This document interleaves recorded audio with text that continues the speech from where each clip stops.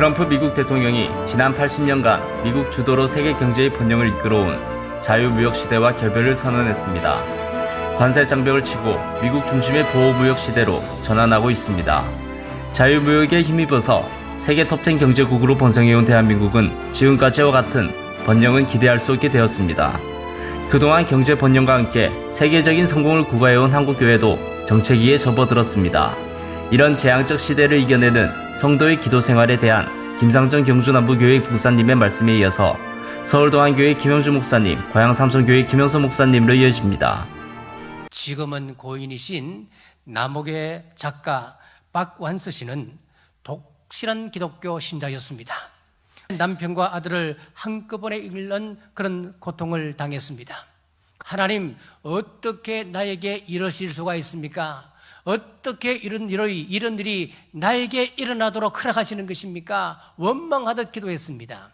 그때 들려오는 말씀이 있었습니다. 왜 내게는 그런 일이 일어나면 안 된다고 생각하느냐? 자, 이 목소리에 그는 무너졌습니다. 그렇구나. 하나님께서 고난을 특별한 사람에게 허락하지 않는다는 것이 아니고 고난은 모든 사람에게 허락하시는 것이구나. 그렇습니다. 주님께서 사랑하시는 자도 병들 수 있습니다. 주님께서 사랑하시는 자도 사업에 실패하고 곧 사고를 당하기도 합니다. 2주 전 사랑하는 남편을 갑작스레 하늘로 보낸 너무나 안타까운 가정이 있습니다. 집사님 본인이 몸이 좋지 않아 병원에 검사차 입원하셨고 남편은 병원으로 집으로 오가시며 이렇게 간호를 하셨는데 그 남편이 갑자기 심장마비로 돌아가신 것입니다. 너무나 슬프고 가슴 아픈 일이었습니다. 장례를 마치고 교회로 오신 집사님을 무슨 말로 위로해야 할지 몰랐습니다. 그런데 말씀이 괜찮습니다, 목사님. 저보다 조금 먼저 천국에 가신 것뿐인데요. 저는 오히려 더 열심히 신앙생활 할 겁니다. 순간 제 마음 깊은 곳에서 울컥하는 울림이 일어났습니다. 우리는 하나님의 섭리를 온전히 이해할 수는 없습니다. 하지만 시간이 지나면 깨달을 때가 오는 것입니다. 우리는 간절히 기도합니다. 나의 건강의 문제를 놓고 기도합니다.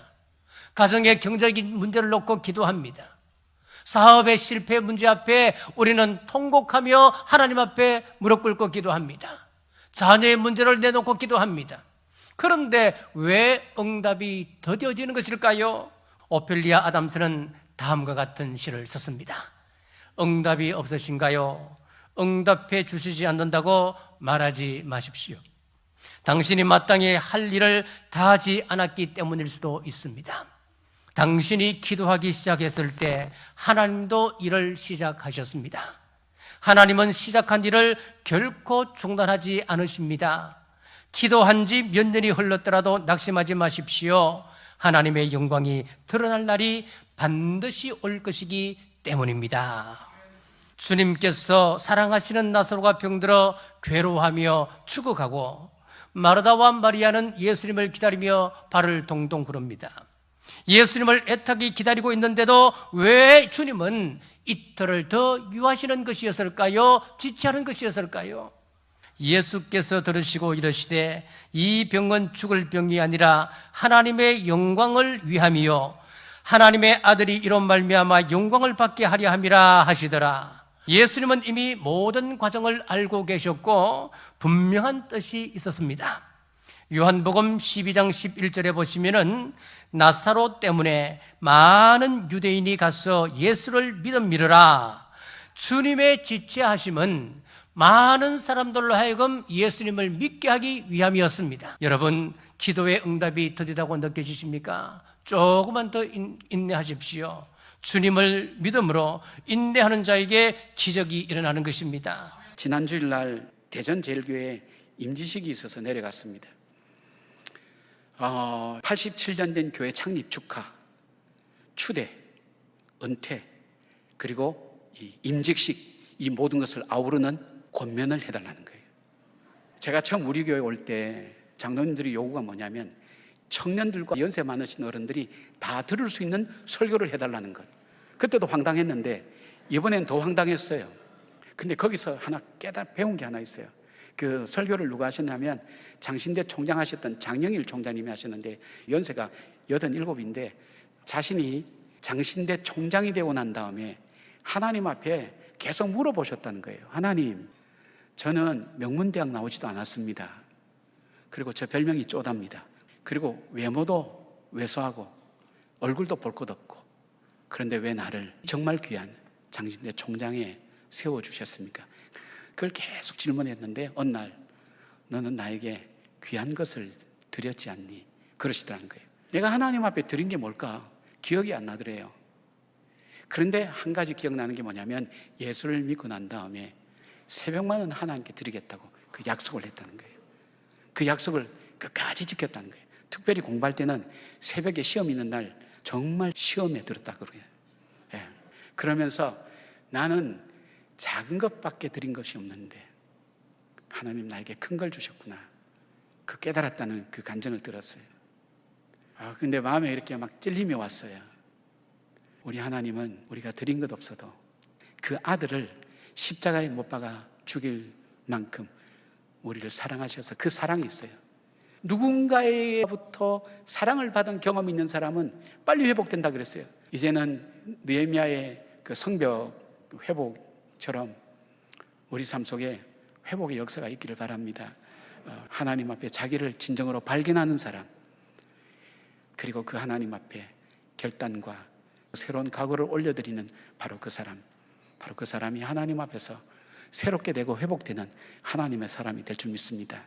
우리 모두가 그런 분 되기를 주님의 이름으로 축복합니다. 너희는 따로 한적한 곳에 가서 잠깐 쉬어라 하시니, 여러분 이 한적한 곳으로 번역을 했습니다마는 더 정확한 번역, 원어의 직역을 하면 에르모스토포스라 그럽니다. 그러니까 에레모스라는 단어가 뭐냐면 광야, 외로운 곳이라고도 되어 있어요.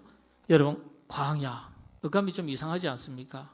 예수님께서 제자들에게 말씀하실 때 고생했다 수고했다, 야 광야로 가서 쉬어, 이런 뜻이에요. 그런데 우리 일반적인 상식으로는 아이고 수고하셨습니다, 좋은 곳에 가서 푹 쉬고 오세요, 그렇게 말하지 않습니까? 그런데 이게 무슨 뜻일까요? 아무것도 없는 곳, 광야. 그래서 오직 누구만 있다는 거예요? 누구를 깊이 만날 수 있다는 겁니까? 여호와 하나님, 창조주 하나님, 내 생명의 주인 되시는 하나님을 만날 수 있다, 이런 뜻입니다. 그게 진짜 쉬는 거라는 거예요. 하나님을 깊이 만날 때, 내 영혼의 아버지 하나님을 만날 때 진짜 우리 안에 몸과 마음과 영의 쉼이, 평안함이 임한다는 거예요. 어거스틴의 고백록 그 첫 부분에 유명한 말이 있습니다. 오 주님, 주님께서는 당신을 위해 우리를 지으셨으니 저희 마음은 당신 안에서 쉼을 얻기까지 쉼이 결코 없사옵나이다. 쉼은 구원과 같은 말이죠. 우리가 하나님 안에 거할 때, 본래의 자리로 돌아갈 때 비로소 얻고 누리게 되는 상태, 곧 평화와 조화와 안식, 평강의 상태를 말합니다. 그래서 주님께서 뭐라고 말씀하셨습니까? 마태복음 11장 28절이죠. 수고하고 무거운 짐진 자들아 다 내게로 오라, 내가 너희를 쉬게 하리라. 우리가 참된 안식과 평화를 누리는 영적인 법칙은 쉼을 주시는 주님 품 안에 거하는 것입니다. 주님께 더욱더 가까이 나아가는 것이 그래서 우리들에게 필요합니다. 사람은 몸이 지치는 것보다 마음과 영혼이 지쳐있기 때문에 힘을 잃는 것입니다. 주님께서 가르쳐 주시는 쉼을 누리는 영적인 법칙을 잘 지키셔서 쉼을 누리고 새 힘을 얻어서 여러분 자신의 삶을 힘있게 살아나가는 우리 모두가 될 수 있도록 하나님께서 은혜 주시기를 주님의 이름으로 축복합니다. 경제적으로 어려워지는 시대일수록 이 땅의 교회 지도자들과 성도들이 주님을 향한 열망을 더 성숙시키는 호기일 수 있습니다. 반대로 그동안의 번영신학에 익숙한 나머지 경제 고난 속에서 신앙의 갈피를 못 잡고 방황할 수도 있습니다. 이 시대 참된 성도의 선택에 대한 부산행안교회 조성일 목사님, 광주한인교회 김현주 목사님, 남해안주 변해동안교회 나강현 목사님 말씀입니다. 바울이 편지 하나를 써가지고 디도 편에 고린도 교회에다가 보냈잖아요. 그 편지를 눈물의 편지라고 부르죠. 상당히 강한 어조의 그런 편지였습니다. 그래서 그 편지를 읽어보고 오히려 그들과 나의 관계가 더 악화되는 것은 아닐까 하고 염려가 됐어요. 이 눈물의 편지는 권면과 충고로 가득한 편지였어요. 어떤 아이가 잔소리와 충고의 차이가 뭐냐 이렇게 질문을 받았는데, 잔소리는 왠지 모르게 기분 나쁜 것이고 충고는 더 기분 나쁜 것이다, 그렇게 대답하더라고요.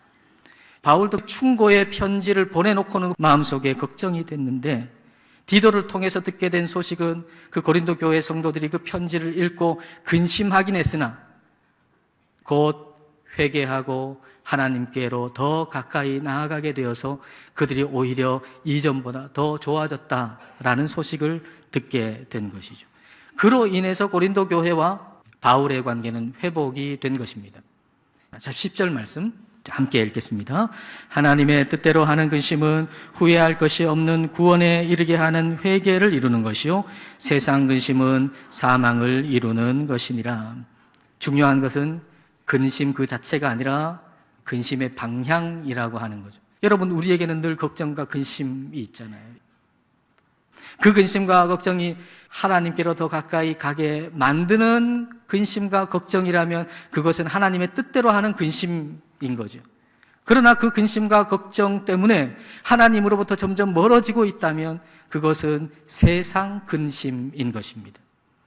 하나님이 하실 일을 우리가 기대하면서 다른 사람과의 관계로 인해서 생긴 모든 근심, 모든 아픔, 모든 괴로움 앞에서 흙이 되십시오. 그러면 그 근심은 하나님의 뜻대로 하는 근심이 될 것이고, 근심하는 그 일은 여러분에게 걸음이 돼서 더 비옥하게 만들고 더 풍성하게 만들 것입니다. 이와 같은 하나님의 은혜가 풍성하게 임하시기를 주님의 이름으로 축복합니다.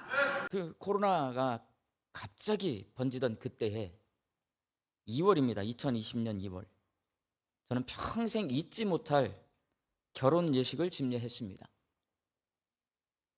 결혼 예식을 연기하는 사례가 속출하던 그 시절에 저하고 약속한 그 신랑과 신부는 결혼 예식을 하기로 했어요. 200명 이상 수용할 수 있는 넓고 커다란 예식홀에서 신랑, 신부 이 두 사람, 양가 부모님 4사람, 그리고 저, 이렇게 7명만 결혼 예식에 참여했습니다.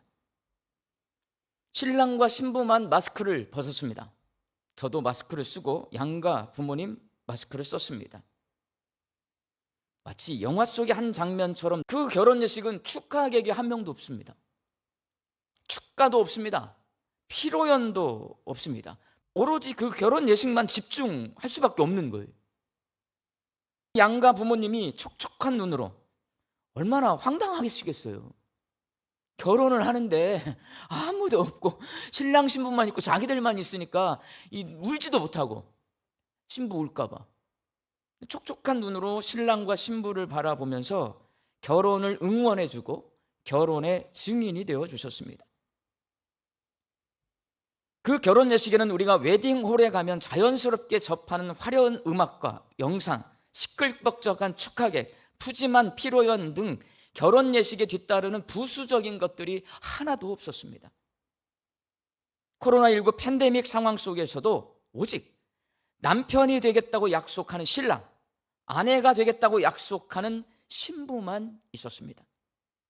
다른 모든 것이 잠재되고 오직 신랑과 신부의 약속만이 드러나는 그 결혼 예식을 집례하면서 저는 결혼의 참된 의미가 약속이다, 제 눈으로 보았어요. 두 사람의 약속만 있는 거예요. 신랑과 신부. 오늘 본문 말씀에서 하나님은 예루살렘을 하나님의 신부로 비유하십니다.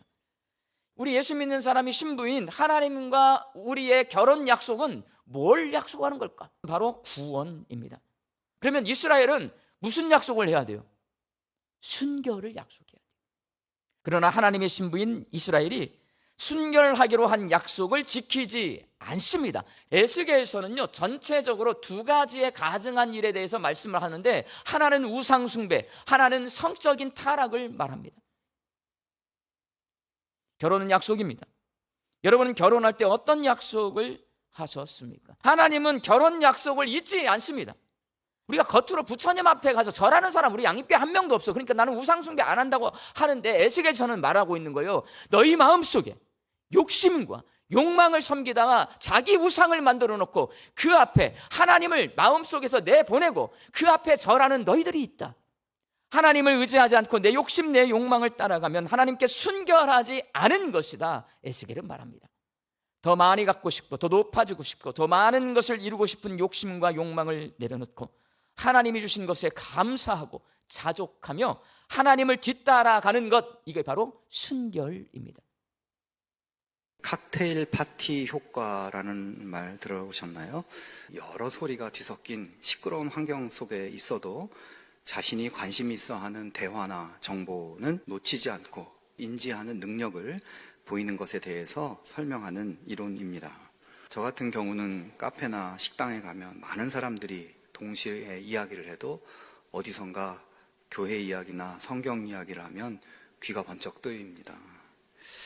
그렇습니다. 사람이 무언가에 관심을 가지고 있고 거기에 초점을 맞추고 있으면 어떤 상황 속에서도 내가 관심을 기울이는 일이 잘 보이고 잘 들리고 그렇게 됩니다. 우리 신앙생활에서도 마찬가지입니다. 내가 믿음에 관심을 두고 나는 하나님의 백성이라는 초점을 꽉 붙잡고 있으면 수많은 세상의 소리, 유혹과 걱정거리 속에서도 하나님의 뜻이 인지되고 그 뜻을 선택하며 살아갈 수 있게 됩니다. 하지만 반대로 세상에 초점을 맞추어 살면 예배의 자리에 있어도 기도하는 중에도 세상 걱정, 세상 소리만 들려오게 되는 것입니다. 오늘 본문 말씀은 사사기라는 책의 시작입니다. 사사시대를 성경은 한마디로 모두가 자기 소견에 옳은 대로 행하는 시대라고 표현합니다. 여기서 자기 소견이란 무엇이겠습니까? 자기 이익에 초점을 맞추는 것이죠. 신앙이 있어도 말씀은 들리지 않고 사명이니 교회 공동체니 다 필요 없고 오직 자기 이익만 들리고 보이는 것입니다. 그게 사사시대였고 또 오늘 우리의 시대입니다. 이런 시대에 우리는 시대를 역행하여 사는 용기가 필요합니다. 여러분, 우리가 주님을 위해서 일한 만큼 주님의 축복을 누리게 되어 있습니다. 유다 지파가 힘든 지역에서 힘들게 싸울 때 하나님은 더 큰 용기와 힘을 그들에게 주셔서 전에 벌벌 떨며 두려워했던 아낙 자손을 물리치는 승리를 주셨고 축복을 받게 하셨습니다. 자기 소견, 자기 이익이 아니라 하나님 말씀을 마음에 새기고 하나님이 허락하신 삶의 자리를 나의 사명의 자리로 인식하고 거기에 초점을 맞추어 살아갈 수 있기를 바랍니다. 하나님은 그런 자기 백성들에게 승리의 축복과 평강과 풍요의 복을 더하실 것입니다. 세계에서 바닥 수준으로 가난했던 한국이 10대 경제국으로 번성한 데는 과거 이 땅의 성도들이 기도와 근면 성실에 대한 주님의 응답이라고 믿습니다. 이제 경제적으로 어려워지는 이 시대를 현대 기독교인들이 어떻게 받아들여야 하는지 알려주십니다. 부상서교회 나이츠 목사님, 울산오개교회 김병무 목사님, 대전제일교회 김철미 목사님을 연결합니다. 오늘 광복 80주년을 기념하는 기념주일입니다.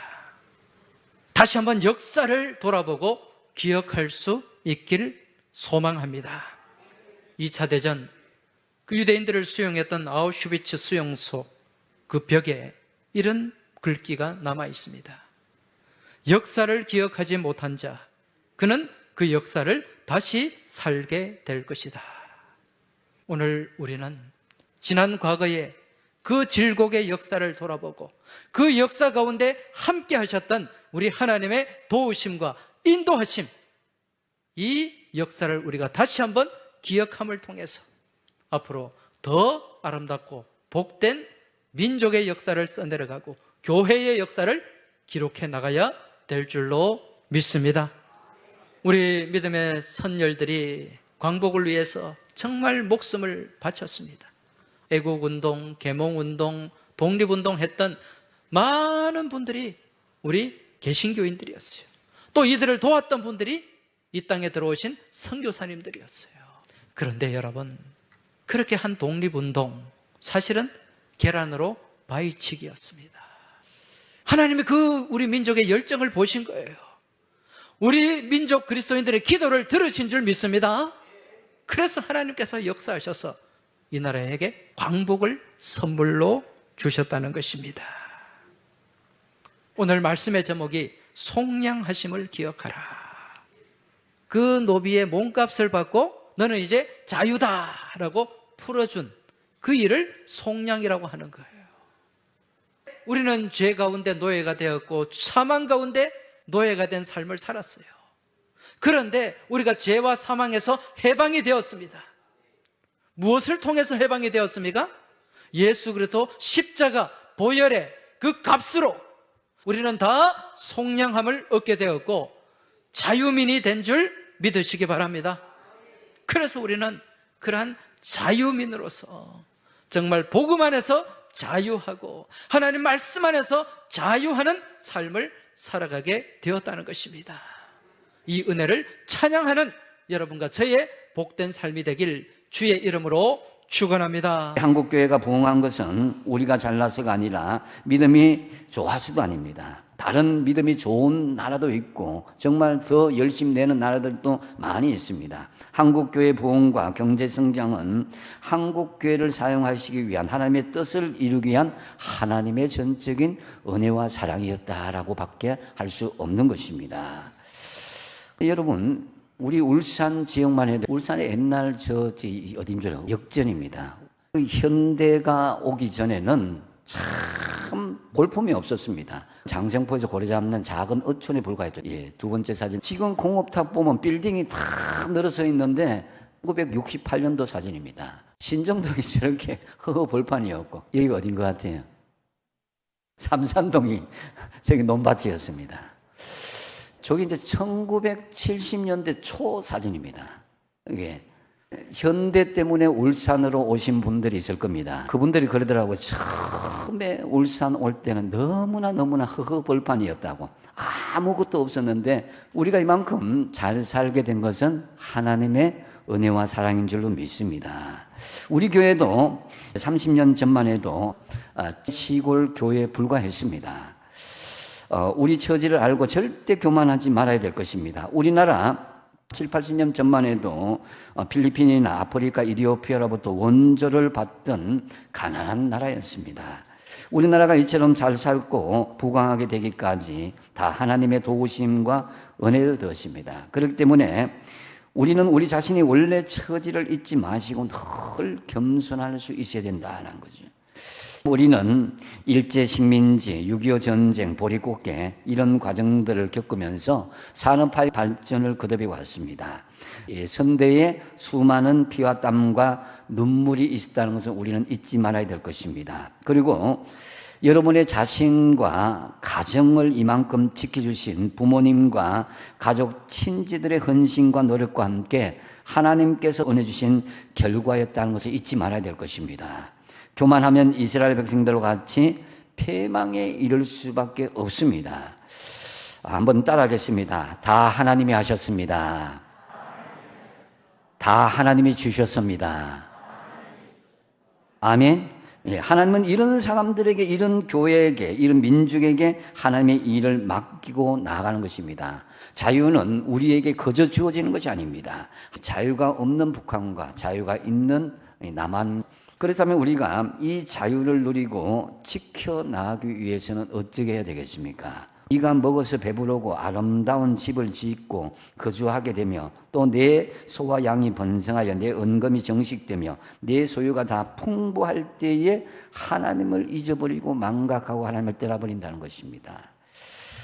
하나님을 잊지 않고 늘 기억하심으로 이 자유를 누리고 지켜나가는 저와 여러분 되시기 바랍니다. 우리 발리팀이 이번에 가서 홈스테이를 할 겁니다. 민박입니다. 민박. 왜 그걸 하려고 하냐? 우리도 하나님의 마음을 좀 알아보자는 거죠. 저 천국에 하등의 어떤 장애물도 없던 그 찬란한 그곳을 버리시고 이 땅의 마구간에서부터 시작하셔서 나사렛 깡촌에서 자라나시는 예수님의 모습을 우리도 한번 알아보자는 거죠. 선교사들이 가서 어떻게 생활하는 건지 알아보자는 거죠.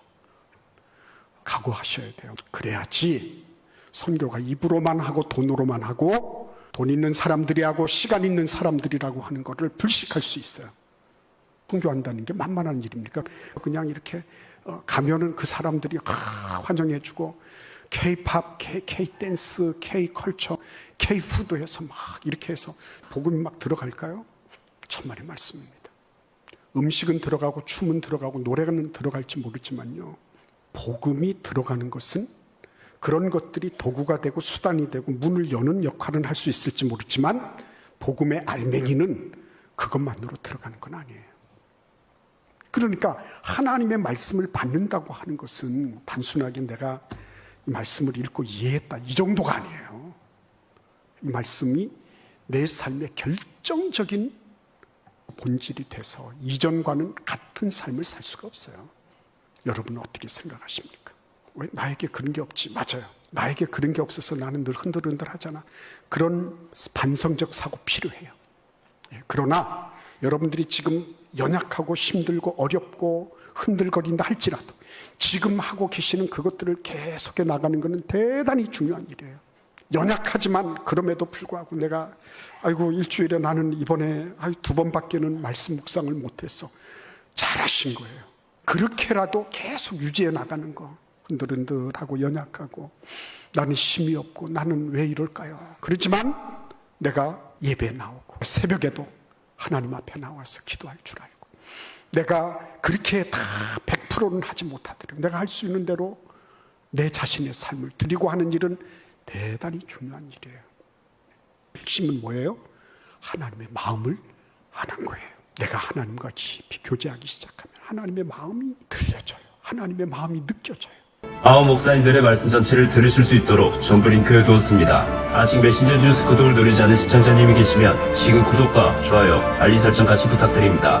다음 주까지 안녕히 계십시오. 메신저 뉴스 김성욱입니다.